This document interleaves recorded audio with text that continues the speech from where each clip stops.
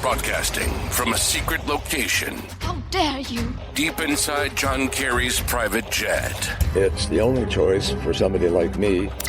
This is the voice of the climate agenda resistance. Right now, I got a few words for some of our brothers and sisters in the occupied zone. This is Radio Free Energy. And for all of you out there on or behind the lines, this is your song.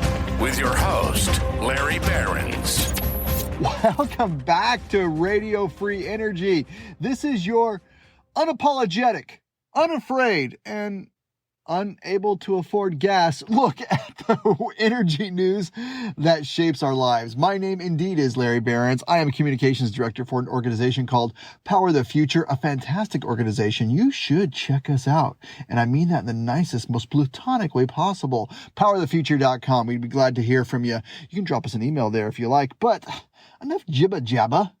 Let's go ahead and get down with the news that is happening. And you know, right off the bat, I know you're going to ask me this first story. I'm going to start talking and you're going to say, what does this have to do with energy? Wait. What does this have to do with energy? Yeah, exactly. But let me get into it. I will paint you the picture. You will see soon, my friend. This is from the New York Post, and I believe it was just out today as I'm recording on Friday. George Soros, your friend and mine, is paying those student radicals who are fueling nationwide explosions of Israel-hating protests. That's right, those occupiers. All those matching tents, all the sweet pizza, all the avocado toast that they can muster. Well, someone's footing the bill for all of it, and according to the New York Post, it's none other than George Soros. I mean, if you can't have an organic grassroots movement where everybody does the same thing thousands of miles apart while they're getting a paycheck from the same guy, I don't know what you can have here in America. George Soros and his hard left-wing acolytes are paying agitators who are fueling the explosion of radical anti-Israel protests at colleges across the country.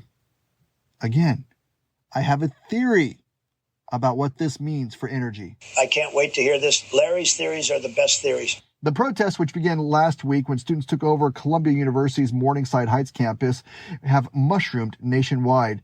Copycat, that's a great way to describe it. Copycat cities have been set up at the following colleges. And here's, you know how they have the top 10 for football and basketball? Here's the top 10 schools you never want to send a single penny to. Let's get into it. We have Columbia, Harvard, Yale, Berkeley, Ohio State, and Emory. All of them organized by branches of the Soros-funded Students for Justice in Palestine. Wow, that name sounds really, really stupid. And at some, students have, they're saying it nicely here, clashed with police. The SJP parent organization has been funded by a network of nonprofits, ultimately funded by, among others, Soros, the billionaire left-wing investor. So here's the money that they shelled out. They provide $7,800 for community-based fellows, between $2,800 and $3,600 for campus-based fellows. These are just the money that they give to the agitators. And then they are, quote, trained to rise up to revolution. Oh man, I think I'm gonna puke. Yeah, those are just the individual numbers. Let's see how much they're spending on the whole organization. $300,000 from the Soros Open Society Foundation and $355,000 from the Rockefeller Brothers Fund. So it has three fellows who have been major figures in the nationwide protest movement. Hey, Larry, it would be really great if you could start making sense now. What's that? You want me to bring it all together? I'll go ahead and bring it all together. Have you noticed, as we went through this week and we celebrated the most sacred of leftist holidays, the most, don't touch this, the most important thing of what we really worship? That's right. We had Earth Day this last Monday. And first, quick side plug, if you can handle it. My organization did something fantastic. We actually proclaimed Earth Day as the Day of American Fossil Fuel Workers' Visibility. Yeah, that's right. We go after their holidays too. You should check that out at powerthefuture.com. But let me get back to my point here. You have these protests going on, these pro-Hamas protests. And if you notice something, those kids look an awful lot like the ones who would protest on Earth Day. Did you notice there wasn't a ton of crazy Earth Day protests this year?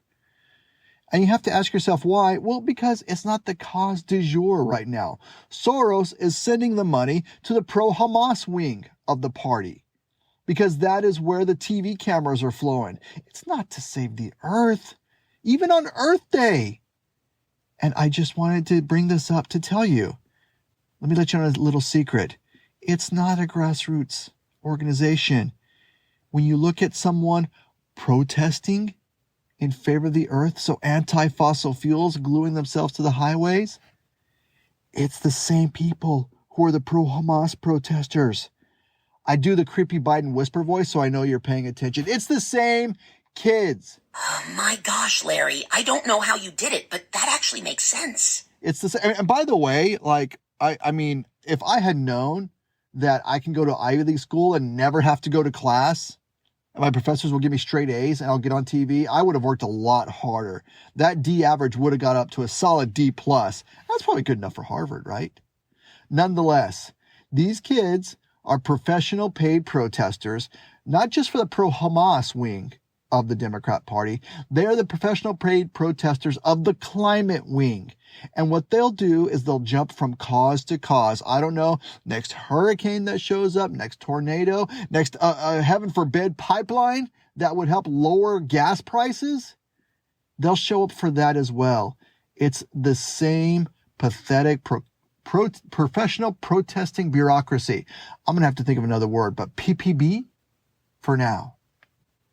It's all in the same. And when you see that it's really not these kids thinking for themselves, perhaps you always knew that.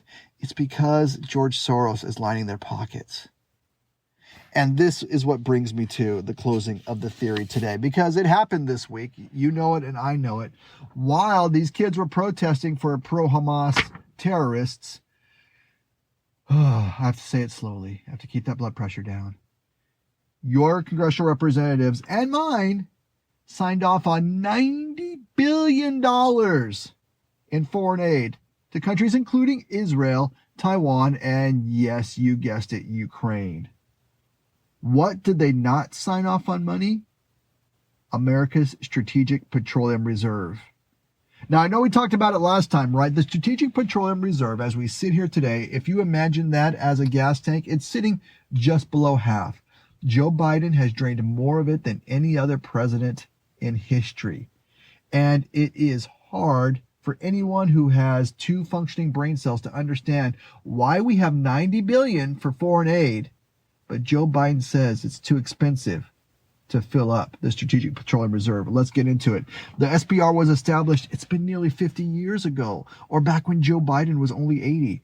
It was established to protect our nation, keep in mind, from energy warfare that's being pushed by our adversaries across the globe. So back in 1975, it was a byproduct of the energy crisis when OPEC announced a total oil embargo against the countries who had supported Israel. History doesn't repeat, it rhymes. Back then, American leaders knew oil was critical for our energy security, and they made the right decision to set aside as many as 1 billion barrels for emergency in the Strategic Petroleum Reserve. Now, sadly, over the last 3 years, President Biden has used the Strategic Petroleum Reserve as his own strategic political reserve. Now, after rising steadily since he took office, gas prices shot up, skyrocketed to a new high in June of 2022.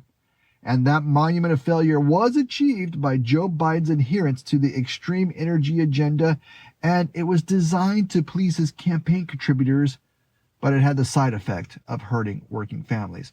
And before you start to come at me with the Putin's price hike, okay, first of all, you need to turn off the MSNBC. But second of all, gas prices had risen 40% before a single soldier, Russian soldier, set foot in Ukraine. It's a lie if you believe that Putin is responsible, solely responsible for these gas prices. It's Joe Biden. And the Strategic Petroleum Reserve is a glaring example as to why. Because before the 2022 midterms, instead of reversing his failed energy policies, which would have really helped gas prices and inflation, he decided to drain the Strategic Petroleum Reserve to help his problem at the polls, not to help your pain at the pump. So, He delivered the highest gas prices in history, Joe Biden did. He drained the Strategic Petroleum Reserve more than any other president in history. If you only walk away from this week's Humble podcast with those two facts, remember those. Joe Biden delivered the highest gas prices in history and drained our Strategic Petroleum Reserve more than any other president in history. And he can't walk upstairs. Okay, 3 facts. Those are 2 irrefutable facts about Joe Biden and his energy mismanagement. Oh, by the way, remember when he caused a recession and then he said, no, we're going to change the definition of a recession, and the media just bought it? Good times. Now, the current status of the Strategic Petroleum Reserve is a huge liability in the world where instability is growing daily. And I'm not just talking on the Columbia University campus. There are currently 364 million barrels of oil in the SPR, and that is less than 19 days worth based on our current consumption rates. So if we just had to rely on the Strategic Petroleum Reserve for all of our oil as it was designed, if we get cut off again, less than 3 weeks is what we would have. I mean, I don't know. Would Biden even cancel his vacation? It may even be less than that. To add insult to injury, since draining the SPR, the Biden administration has recently canceled plans to refill it. They say the cost of oil is too high. And that's like the arsonist saying that the fire is too hot. So let's take a moment, of course. We need to go back in time a little bit, all the way back to 2020. That is when former President Donald Trump wanted to refill the SPR. If you recall, the pandemic in its first onset had sent oil prices cratering. Now, at the time, Senator Chuck Schumer and his gang of political opportunists, they stopped that purchase. They stopped refilling it, claiming it was a bailout to oil companies and or Trump supporters. So, we can't refill the SPR when the cost is low because Chuck Schumer says it's a bailout. And now, when the price is higher, Joe Biden says no because his policies have driven up the cost of oil. This is an absolute catch-22 of failure. The solution to anyone with 2 functioning brain cells is clear. Congress must demand the immediate refill of Strategic Petroleum Reserve, and a caveat, because I know what you're thinking, White House, they must also demand that American oil be used to do it. Otherwise, Joe Biden's just going to run out to Saudi Arabia again and beg them to produce more oil and then just buy it from them. With billions of dollars in foreign aid going to Ukraine, Israel, and Taiwan, Congress should demand at least some of those funds be included to support the United States and refill the Strategic Petroleum Reserve. Boys and girls, the world is only getting more dangerous, and our time to act on this may be shrinking. By draining the SPR for political reasons, Joe Biden has left America more vulnerable to energy manipulation. Your congressman should fix it, and they should fix it now. Refill the SPR. It is the chant that should fill your veins. But there's another chant that's going to refill your brains coming up. You remember when Donald Trump got all that heck for calling what Joe Biden is going to do the auto industry a bloodbath? Well, guess what? Coming up after the break, it's your latest in the electric vehicle bloodbath news. And oh my gosh, if you think it's bad, take it down a few notches. It's even worse than that. We'll be back right after this.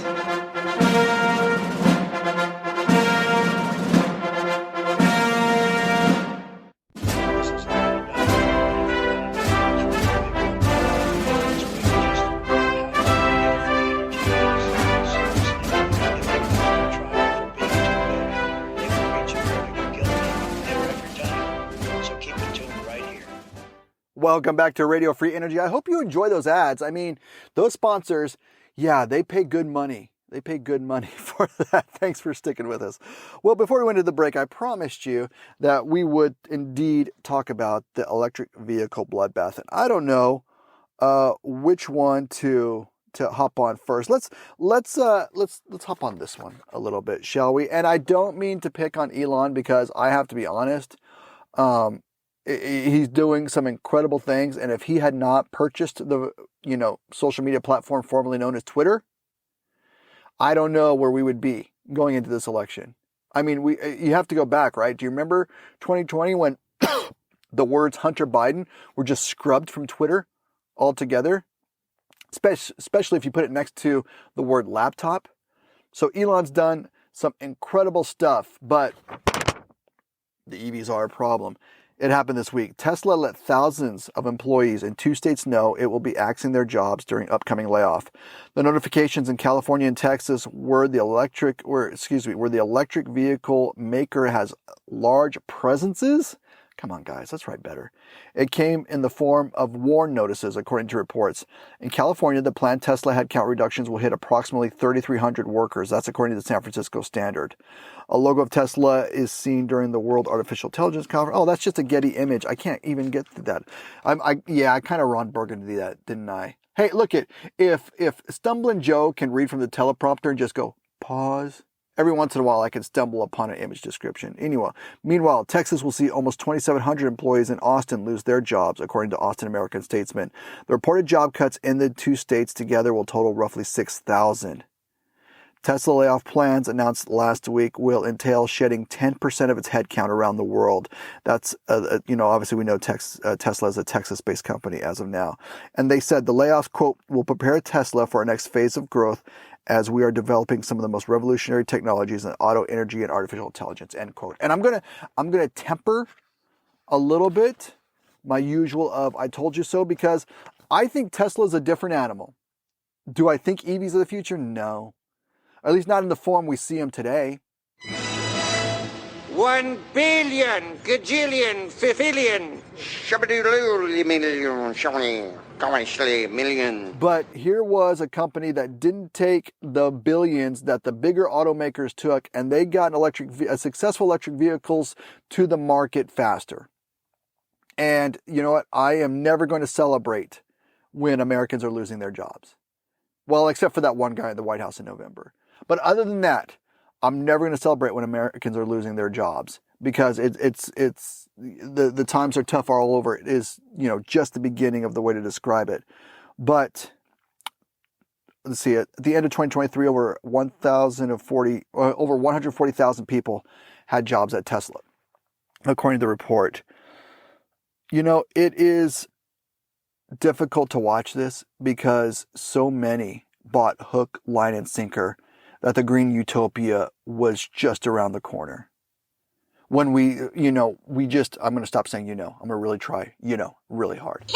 You're terrible with the words. It was when Joe Biden threw billions upon billions upon billions at it. We were told it was just going to happen.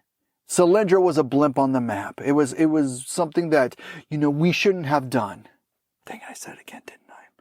Tesla disclosed alongside the layoffs that its senior vice president of powertrain and energy engineering has left after 18 years. And sadly, they also disclosed this week that their profits weren't as high as expected. In other words, the green bubble has burst. It is pulling back. This is what it looks like today. We see that Americans are not interested in these glorified golf carts. They're not interested in renting them because Hertz lost a ton of money. Their CEO lost a ton of his job. And we see that Americans don't want to buy them. And even worse, we see that even after all the subsidies and all the tax breaks and all the fun and coverage in the media, they are still massive losers. Here was the big story of the week. Ford's electric vehicle unit reported that losses soared in the first quarter. That is just 3 months, boys and girls. They lost $1.3 billion. The electric vehicle unit lost $1.3 billion in 3 months. What you stumbled upon goes way deeper than you could ever fathom. And this is from CNN. And let me just give you the media disclaimer here real quick. If I am quoting a source like CNN that tells you something from the leftist dreams are bad, you can rest assured it is 1,000 times worse than what CNN is telling you. And even this on its face is terrible. $1.3 billion lost in just 3 months equals $132,000 lost on each vehicle that they sold. And then they have this line that helps drag down the earnings for the company overall. Yeah, I think $1.3 billion knock to the head. Yeah, that'll hurt the bottom line. It sucks, man. It sucks real bad. Ford, like most automakers, has announced its plans to shift from traditional gas-powered vehicles to EVs in the coming years, but it is the only traditional automaker to break out results of its retail EV sales. Side note, how long do you think that's going to last? How quickly do you think? I can imagine the meeting went like this, or that it goes like this. And I'm going to give you some context here. There is an electric truck manufacturer. It's kind of, I guess, in terms of the coolness niche, it's there with Tesla a little bit, but for trucks, they're called Rivian. You've probably heard of them. Maybe you've seen one or two in the wild. Well, they're losing their shirt.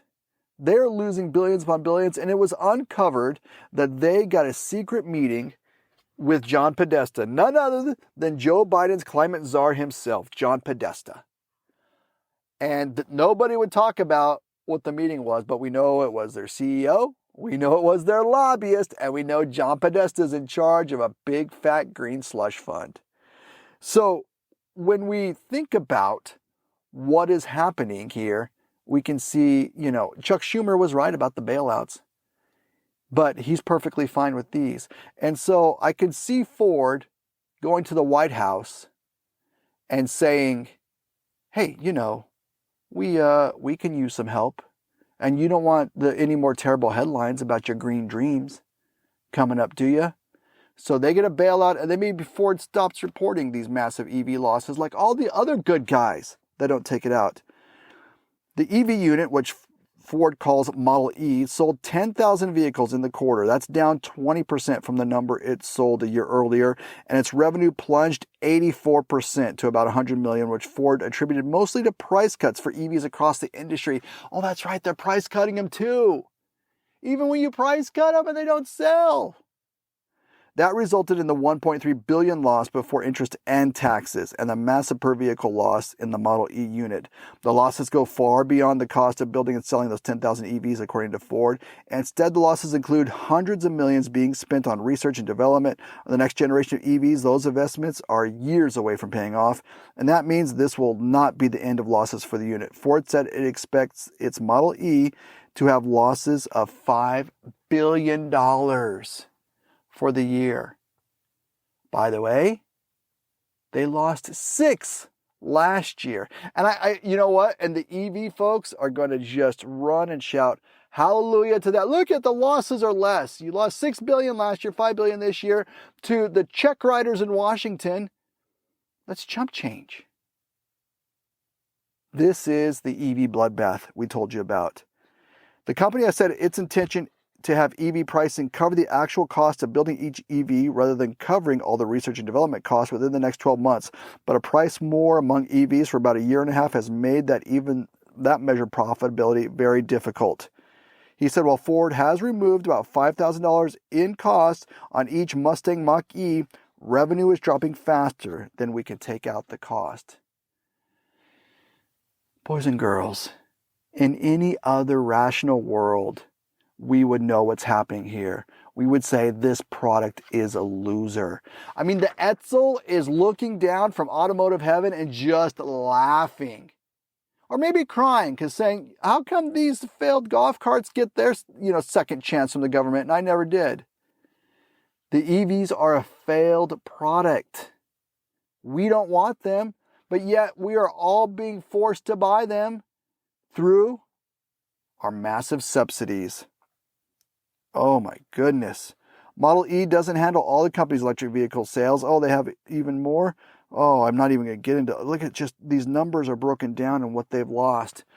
I guess, you know what? Send me an email. radiofreeenergy@protonmail.com. I am of the opinion, based upon fact and based upon reason and based upon common sense, that the EV bubble has burst. The EV market is a niche market of people who like to look cool in urban areas and who have, $150K to drop on a vehicle. And Ford still loses money on it. I think those people who want an EV have one. And now we're seeing the result. The EV bubble has burst. If you disagree with me, shoot me an email, and then I can disagree by just hitting the delete button and pretend I never read it, which I did to last week's emails. But nonetheless, you may feel good hitting send on that thing. It may be cheaper than therapy. It's definitely cheaper than what Ford is losing on an EV.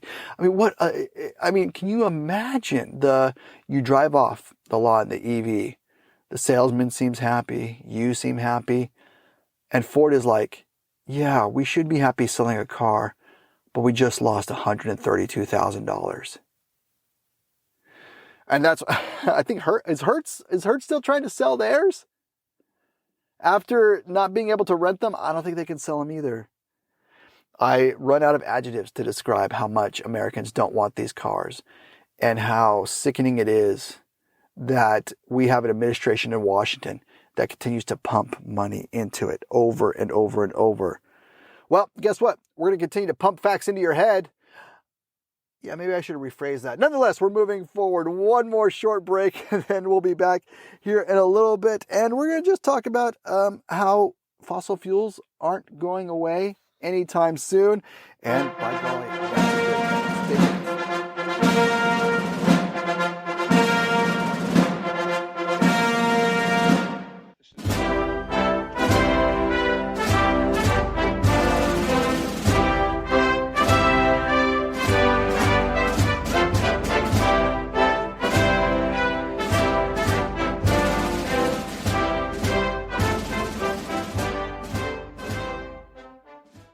And welcome back. Thanks for sticking with us. Kind of like that last shot before the wisdom tooth comes out. You've made it to the last segment of Radio Free Energy. And anytime you want to discuss talking with us, feel free to drop us an email. radiofreeenergy@protonmail.com is the place to chat up. And if you want to learn more about me or the organization I work for, powerthefuture.com. That's a place you can go check out as well. It's super fun. So this was in the Wall Street Journal, and they're writing it from the leftist point of view for sure. Warning, warning, liberal spin alert incoming. But let me just read you the headline, and then I'm going to tell you where it's going to go. We'll call it the quick hits segment. Air conditioning and AI are demanding more of the world's power, and renewables can't keep up. And so I'm going to bottom line it for you. There's a bunch of charts and graphs in there, but they're going to say, and they say, AI, that takes a lot of computing power, and that computing power takes energy. Here is the narrative table as the leftists are trying to set it. They know, and we know, anybody knows how much energy on average each home, each county, each state, each nation uses a year. That number's been pretty well established for any developed nation for a long time. And so when they look at those numbers and they start to take off reliable fuel sources like coal and natural gas, they say, no, don't worry, we're going to have these 80 bazillion miles of solar panels and that will make up for the lost energy. They never accounted for the growth in energy. They never accounted for the fact that people in third world countries might like to have a refrigerator. And so now they're going to say when the blackouts inevitably come, when their sun panels and windmills don't keep up with demand, they're going to inevitably say, oh, no. It was more people getting on the grid and AI. Otherwise, we totally would have been able to do it. No. Renewables. And I always hesitate before I say that because renewables are not renewable. The devices we use to capture them are some of the most environmentally damaging around. I digress. They were never able to keep up with our electric grid. Period. Even if we didn't have any increase in demand at all, they would have never been able to get the job done. Any rational person knows that. But now they're going to try to set this narrative table to say, oh my gosh, if AI hadn't come along and folks didn't want to, have air conditioning, then by golly, renewables could do it. And I worry about this narrative for a couple of reasons. One, it's a lie. Two, it sets up the discussion for energy poverty. And what do I mean when I say energy poverty? I mean that the leftists are going to start looking at energy use on a granular level. Hey, smart meter, how you doing? And there's going to start to be more questions of, well, I know you're paying for the energy, but why do you have to use all that energy? And before, I get the full tinfoil hat on, let me just give you a small example. A town I used to live in, a leftist utopia. It makes San Francisco look like Tampa Bay in terms of political craziness. And that town is Santa Fe, New Mexico. And one of the things that they used to do in Santa Fe, New Mexico, since the water system was run by the city government, they decided, the local activist reporters decided, you know what? We could find out which 10 people are using the most water in Santa Fe, and we could put their name in the paper. And not only did they put the name in the paper, the top 10 water users, they started going to them and saying, why are you using so much water? This is water that each one of those users paid for at the price agreed upon by the provider and by the consumer. But the shaming couldn't allow that. The leftists still had to come shaming.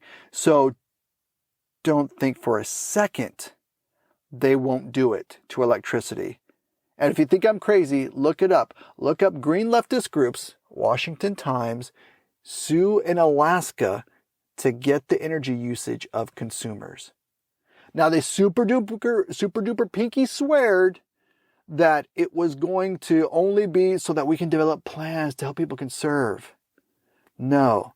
They need to know how much you use so that they can bring about energy poverty. And it is needless energy poverty. We have the resources and the power to sustain our way of life and to accelerate our way of life. But the greenies can't handle that because you have the audacity to not choose the electric vehicle. You have the audacity to keep your gas stove. Well, more and more countries are having the audacity not to listen to leftism as well. As we look at countries like India and China, China is, and the article is very happy, look at all the solar and wind China is building, but they're learning it can't keep up. Because lo and behold, more people want electricity. In India, they're building more and more coal plants. Why? Because more and more people, they're adding more and more people to their grid. They have seen the way of life in first world countries. They want that for their citizens. It requires power, and they are not going to ask for permission to deliver that power to them. But for some reason, we have leadership and narrative builders here in the United States that decide that we are going to look the other way on that and come after your family. Isn't it amazing how the environmental movement just seems to rhyme so well with communism? Oh, speaking of, this is from a great story from the Daily Caller. I'm just going to read it real quick and then we'll end the day. A leading green energy trade group whose members include Chinese companies has lobbied the White House in a bid to stave off potentially stiffer tariffs targeting Chinese solar companies. This is the pickle that Joe Biden is in. 75+% of all solar panels are made either in China or by Chinese companies outside of China. Hint, not in the United States. Less than 2% are made in the United States. And so when Joe Biden says we want to have more solar panels, what he really means is we want to send more money to China. Everybody knows that. From the article, the Solar Energy Industries Association pushed the White House to boost its support for domestic solar manufacturers as part of a gamble to weaken calls for even more stringent tariffs from American companies, according to Bloomberg News. The efforts attempted to preempt petitions that could lead to new or strengthened protections for the American industry, the outlet reported. They don't want the American workers to have it, even in the solar realm. Ultimately, the White House did not substantially bolster support for domestic solar before a coalition of 7 American solar firms filed petitions with them to investigate potentially illegal trade practices. These are groups tied to Chinese communists. And you can say that it's hyperbole. You can say that I'm just, Alex Jones tinfoil hatting it. But we'll end with this today, boys and girls. The next time you have access to solar panels, do me a favor. I don't know if they'll be in a garage. I don't know if they'll be out in a field. If you have the opportunity to look at them, look at the back of them and just see where they're made. And if you find one that says made in the USA, do me a favor. email it to me because I've never seen a picture of a unicorn, and I would love to see that. Quick, it's the green police. Run for cover, man. Oh, you know what that means? The sirens mean they're on their way. It's time to hop back on John Kerry's private jet and get the heck out of here. As always, Radio Free Energy at protonmail.com. My name is Larry. Thanks for hanging with me. I'll talk to you next time. This has been Radio Free Energy, the voice of the climate agenda resistance, with your host, Larry Behrens. Until next time, keep up the fight against the green new steel.